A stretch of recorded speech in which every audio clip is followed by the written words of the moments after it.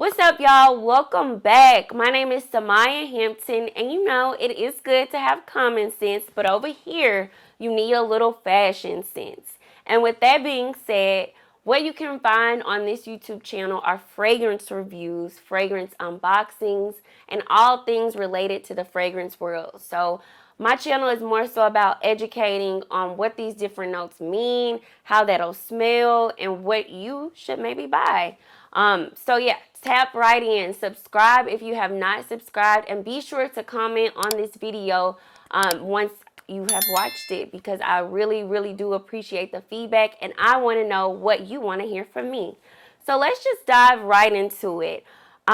Today is a very special day because I am going to be covering or reviewing my favorite niche fragrance brand, and that is Byredo. I know I've had a few fragrance reviews, and I say, oh, this is my favorite, this is my favorite. But Byredo was my first niche fragrance brand buy. My boyfriend bought me Balled Out Freak as my first fragrance from Byredo.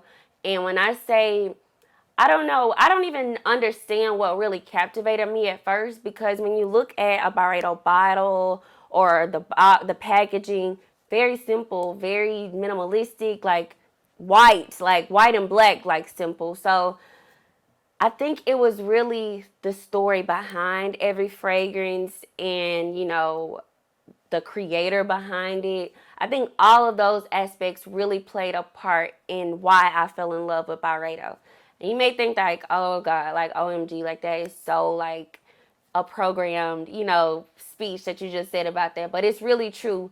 And I think that's what makes Byredo so special with affluent entrepreneurs and just people that are very creative in moving forward and creating something artistic in just a different way. So I love that about Ben Gorham, who founded Byredo. So this is a luxury European brand that was started in Stockholm in 2006. And what I like about Ben Gorham is his journey to the fragrance world, to perfumery. It was not linear. It was very like all over the place. Like he started out in, business school, politics, professional basketball. Like he's 6'2", so it was all over the place until he got a fine arts degree. And then he was doing painting, photography, sculpting, acrylics, like nothing perfumery. It wasn't until he met up with a perfumer, I believe by the name of Pierre Wolf. Do not quote me. If that is wrong, I will put the correct one in the caption. But he met up with this perfumer, and that's kind of when he fell in love with perfumery and fragrances. So I will say, like, what I liked about his story is you don't necessarily have to have this profound education or background in perfumery to be successful in perfumery. It's an art, so it's about creating what's special to you. And with Byredo, he wanted to create memories with his scents. So if he had a memory, he would draw on that memory. He would explain that to the perfumer, and he may have known some raw materials or something that he liked the smell of, but he would tell the perfumer to draw in on whatever he felt or whatever he smelt from that specific memory. So with my first fragrance, I'll just jump right into that. My first fragrance, Balled Out Freak, this was his love letter to Africa. And I was so, I don't know, it's just so profound now that I'm even doing fragrance reviews. And that was one of my first fragrances from Byredo. Just being a black woman and having it mean like a love letter to Africa. So like his dad traveled to Africa, and he would read like his dad's diary about like how he would travel on cargo ships and just the culture, the dance and the food, and he made a fragrance from that. And I'm gonna go ahead and just jump right into Balled Out Freak. And as you can see, she is a little on E, but amazing, amazing scent, like marigold, jasmine, vetiver. I told y'all I was never going to give y'all a note and not explain it. So when people explain vetiver, they say it's like, citrusy or soapy like a lemongrass. So think citrus, but think darker, like earthy, woody, like, so it's a little masculine, but like it balances well, so it's great. So all of Byredo is unisex, so it's great for men and women because it has that feminine edge to it, but it's balanced with that earthy, woody side of it. So yeah, my favorite or my first fragrance, and as you can see, I've held on to this for a long time, but she is almost gone. But again, this is the 100 milliliter, $276. And it was worth it. It was worth every penny. I would definitely, if I were to buy gifts for someone and it be Byredo, I would buy Bald Freak. And there's two more that I would buy as gifts, but this is definitely one that I would buy as a gift. All right, so with that being said, we're going to dive into my Byredo collection. And, it's a little extensive, but I'm still growing it. So, I don't know. I hope you guys like it.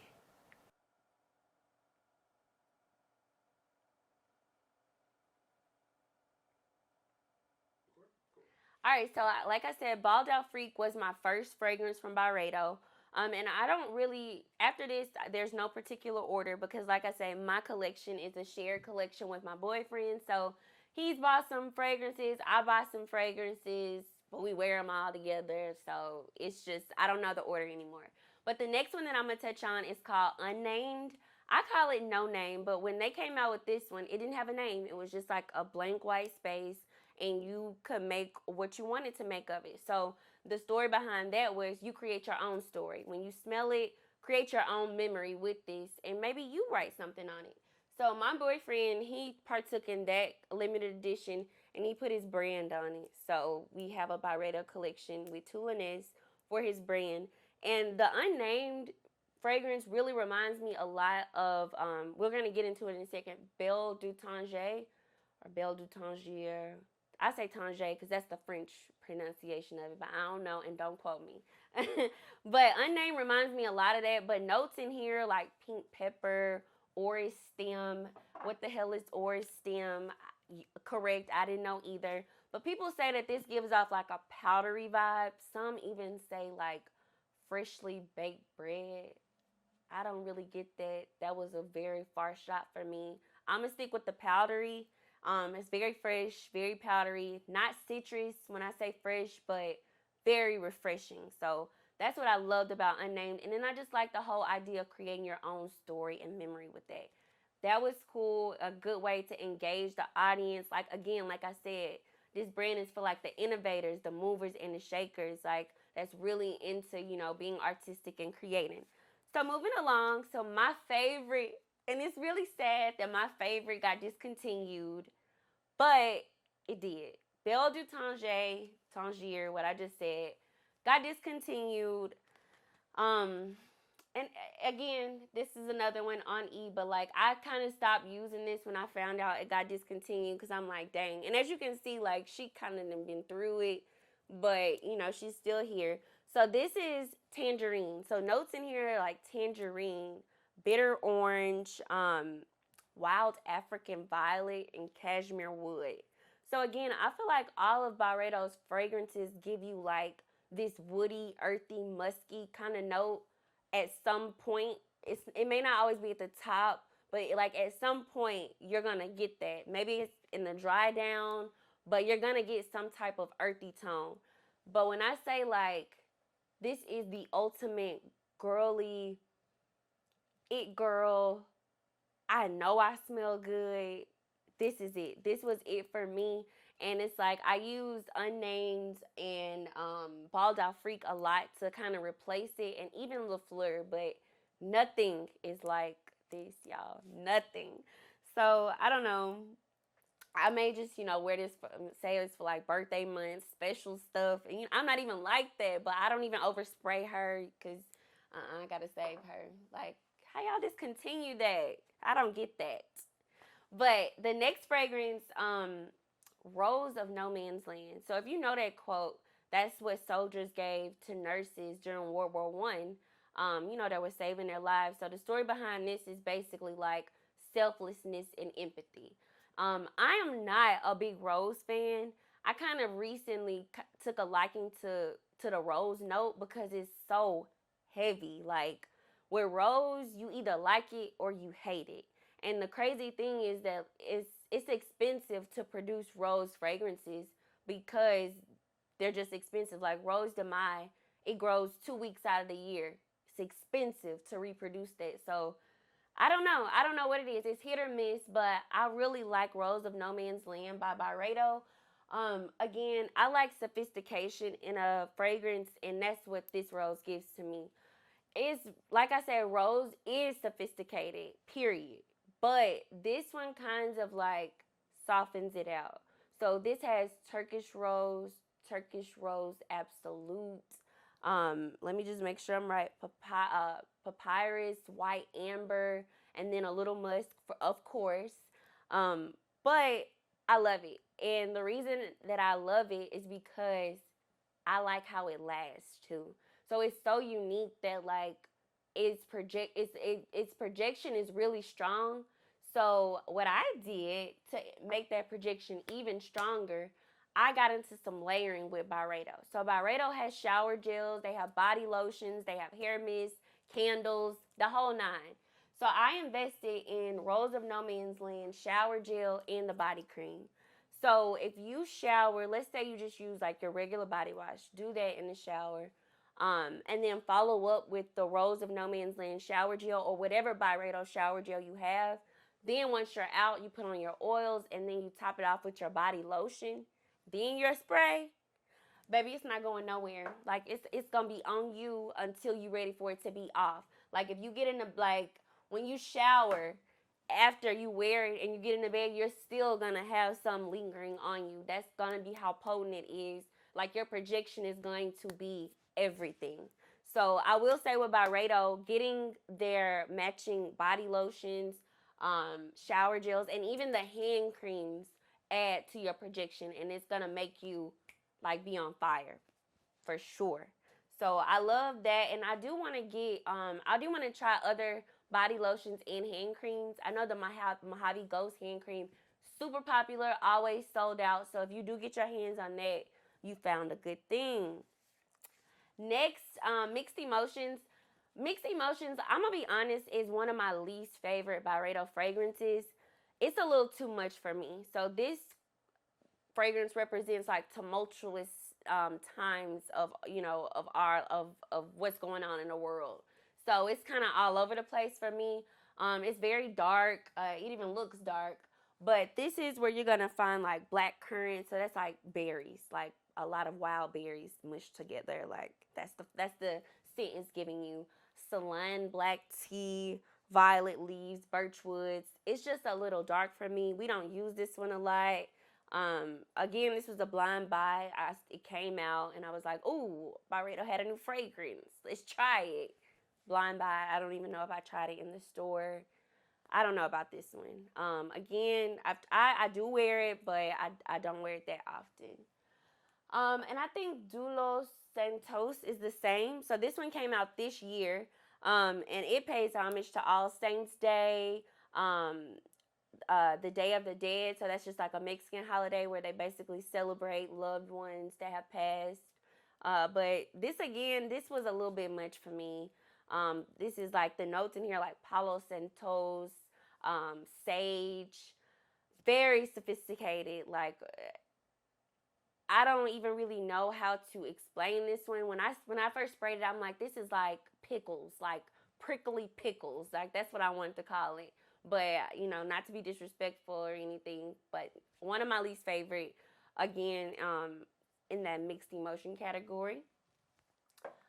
But like, let's just change that note. Elevator music. This was the collab with Off White. Rest in peace to Virgil Abloh. But again, this is like top 5, one of my favorite Byredo fragrances, limited edition.